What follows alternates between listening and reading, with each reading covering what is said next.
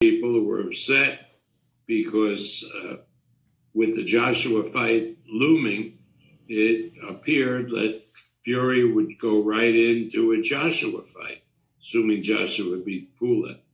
And I told everybody, don't get concerned. I believe Pulev is a tough, strong Bulgarian, and I think he's going to take Joshua apart. And then Tyson doesn't have to worry about or think about fighting Joshua for this massive payday. He'll be happy, I think, to do the third fight with Wilder, which will be the biggest fight out there. What's the latest on Deontay Wilder seeking legal action? Has that sort of died a death? Well, everybody, I've been persuasive to everybody.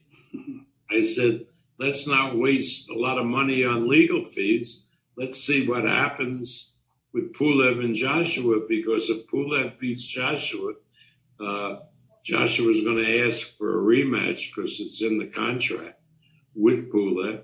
So that takes Joshua out of the picture for Tyson Fury. And who better for him to fight than Deontay Wilder? Wow. Those are the words of Bob Arum as he states that he's persuaded Team Wilder into backing off of the legal negotiations, because he says, why spend money that you don't have to spend? Because my guy, Kubrat Pulev, is a strong, tough, rugged Bulgarian. And he will pick Anthony Joshua apart. So instead of doing that, if he beats Joshua, Joshua's going to have to fight him again because it's in the contract, which I haven't heard yet. But according to Bob Arum, it's in the contract. And there won't be a Tyson Fury Anthony Joshua. So then that will leave Tyson Fury free to fight Deontay Wilder once again. So why should we bother with going to court for whatever reason? But to counterpunch what the reason they're going to court primarily right now for, okay, is the third fight. Not all the other stuff. Not the things that Deontay Wilder confessed and believed and he explained, right? And he proclaimed. Not those things, but getting a third fight with Tyson Fury. So that's what Bob was able to do. So Bob has vested interest in his boy. Okay, and a lot of people will look at this and read into a lot of different things. But understand something. The things that you read into, you're saying Bob Arum doesn't want to go because you think he's going to win and this, that. Deontay Wilder's going to win his case, so therefore Bob Arum's trying to talk him out of this and this, that, and the other. And no. Listen. Bob Arum is wishing, and I'm going to explain why. He's wishing that Kubrat Pulev beats Anthony Joshua, and he believes that. He believes that, and he's wishing that. And I'm going to tell you why. Because Bob Arum had Andy Ruiz, as he explained in this video. Shouts out to Pep Talk UK in the house. And he explained that the reason why he thinks Joshua is not a top fighter or a washed up or a bum or whatever, or not an elite, is because he had Andy Ruiz for the longest, and Andy Ruiz was mediocre. He had fast hands. He had this, that. He was a good fighter, a good boxer. But he wasn't known for power. Okay, because Andy Ruiz caught Anthony Joshua with a left hook he didn't see. Obviously, Bob Arum is looking at Anthony Joshua as a less of a fighter. So that means, to me, he's looking at Kubrat Pulev, and I think he regrets getting rid of Andy Ruiz, by the way. I think he regrets getting rid of him because he knew that guy could have been me. Matter of fact, where Kubrat Pulev wants to be, that's where Andy Ruiz was, had Bob Arum agreed not to allow Andy Ruiz to sign out his contract or buy out his contract with Top Rank. And I think Bob Arum is a little salty. He's like Sean Connery with, not Season of the Witch, but Harry Potter. Okay, he's salty like that because that was an opportunity that he could have had that he reneged on. Now he's looking for the other opportunity. And the other opportunity that presents itself is Kubrat Pulev with one loss, just like Povetkin, been beat by Vladimir Klitschko, just like Povetkin. So he's looking for that next guy to be who Andy Ruiz is, or was, should I say now. And he let him go. And I think that's the whole main thing, you know, because sometimes you might think you're the biggest businessman or the greatest promoter or whatever, but sometimes, like most people, we make mistakes. And I think a mistake that Bob Arum made was to give up Andy Ruiz. Okay, so if in his mind, Andy Ruiz beat Joshua, even though he said Joshua was not the same fighter that he fought Andy Ruiz, that couldn't happen. It did happen. And because it did happen, he regretted his actions. And his actions were allowing a fighter to let go and not promoting that fighter like he should. But he won't do the same thing twice. He's going to promote Kubrat Pulev. He's proclaiming, he's trying to speak it because he believes it and he wants to receive it. Okay, that's the whole deal.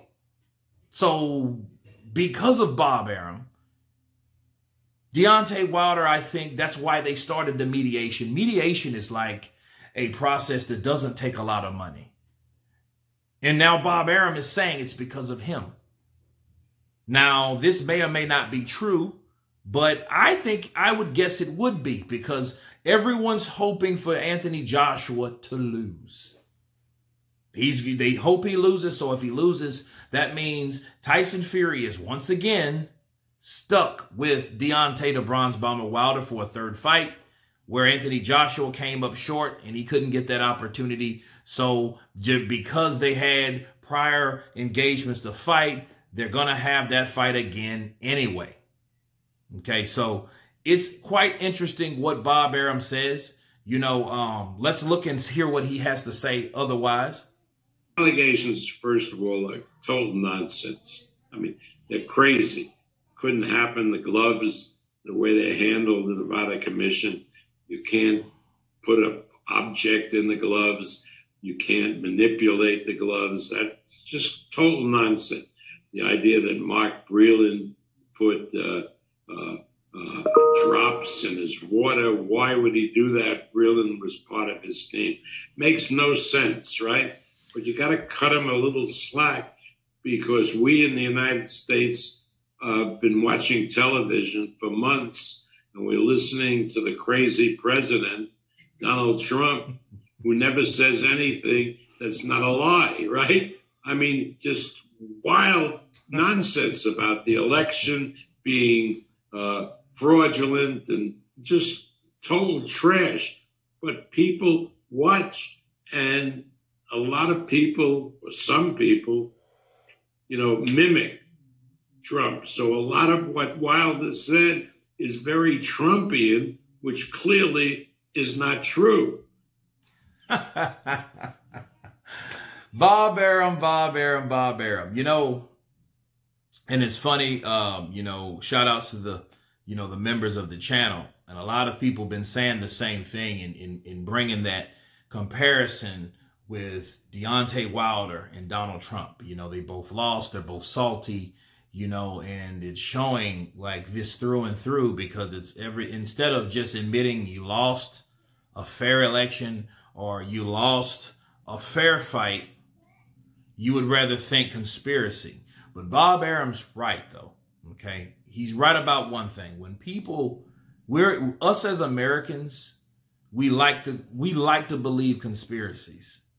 A lot of people live to look at something else behind other things. And sometimes it is, but in sometimes, hell no, it ain't. And a lot of times people use that jacket to wear when things don't go the way it's supposed to go for them. Okay, so what Bob is saying is the more things that you hear and the more people like to hear a bunch of bullshit.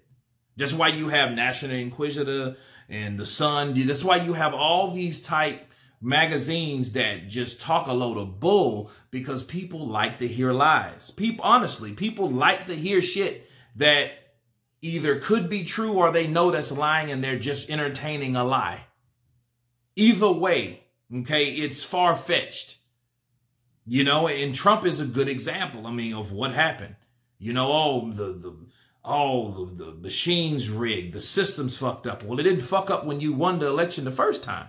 And I'm not even a politician. You know what I mean? Just like when Wilder, the first fight, you say he was fighting, he was cheating the first fight.